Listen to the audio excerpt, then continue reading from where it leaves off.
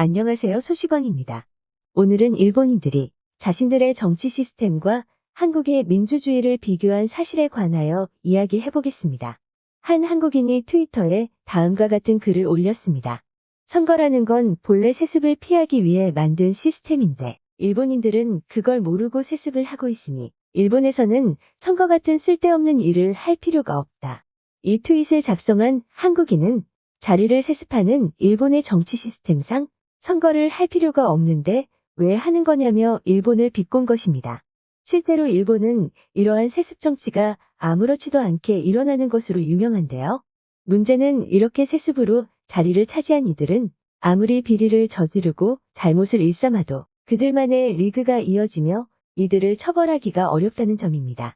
실제로 과거 아베 신조 총리는 지역구 주민 800명을 초청한 벚꽃을 보는 모임이라는 사적인 모임에 세금을 투입해 꽃놀이를 즐겼다는 의혹에 휩싸였지만 당시 자신과 자신 아내가 이 문제에 관여했다면 총리도 국회의원도 모두 그만두겠다는 한마디에 당시 재무성 관료들이 일사불란하게 관련 문서를 조작했을 정도로 이들은 그야말로 무소불위의 권력을 쥐고 있습니다.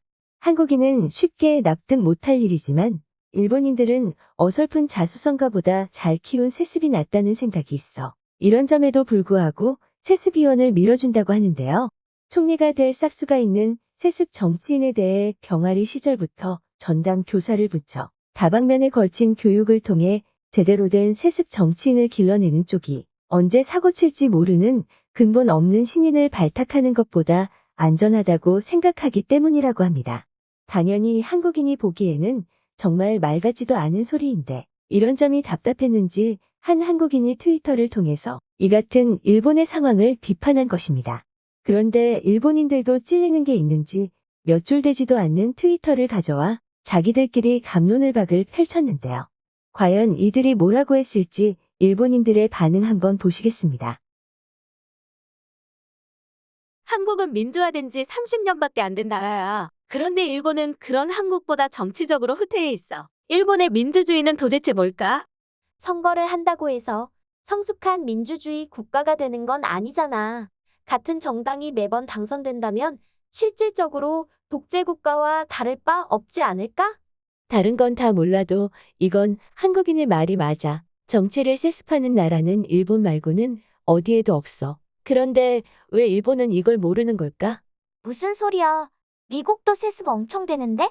일본의 세습률이 세계 1위야. 왜 일본만 이렇게 전 세계적으로 봐도 세습 의원이 많은 걸까? 민주주의에서만큼은 한국에 지고 있는 게 확실해. 한국의 민주주의는 스스로의 힘으로 쟁취한 거라. 일본처럼 미국이 개먹이 주듯이 던져준 걸 받아먹은 것과는 달라. 섹시 발언으로 무리를 일으켰던 고이즈미 환경상도 사실상 4대째 해먹고 있어. 우리가 모르는 부분까지 포함하면 더할 거야. 일본은 정말 절망적인 나라구나. 대통령이 체포된다는 건 대단한 거야. 자정작용이 작용하고 있다는 증거라고. 일본은 민주주의가 아니야. 상권 분립이 제대로 작동하지 않거든.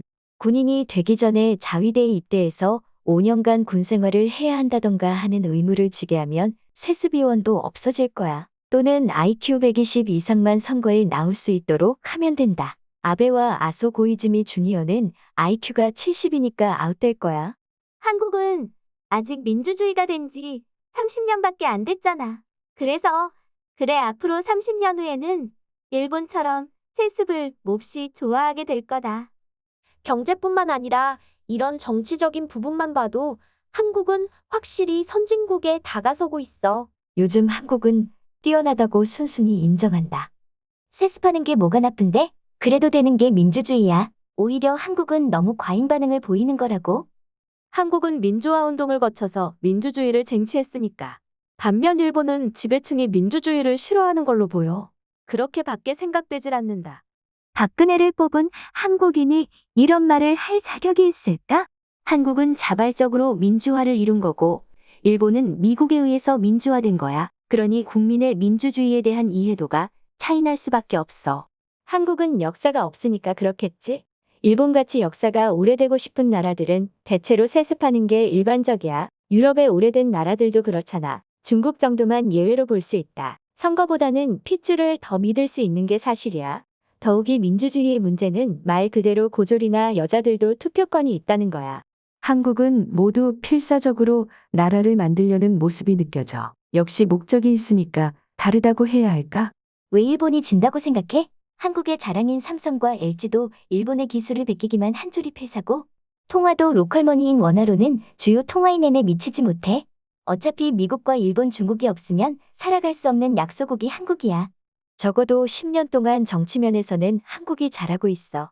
그러니 조금은 한국에게 배우는 게 어때? 물론 자존심만 세진 일본은 한국을 무조건 깔보고 있기 때문에 배우는 건 무리겠지만, 삼성과 LG가 일본의 기술을 베껴서 조립하기만 한다고?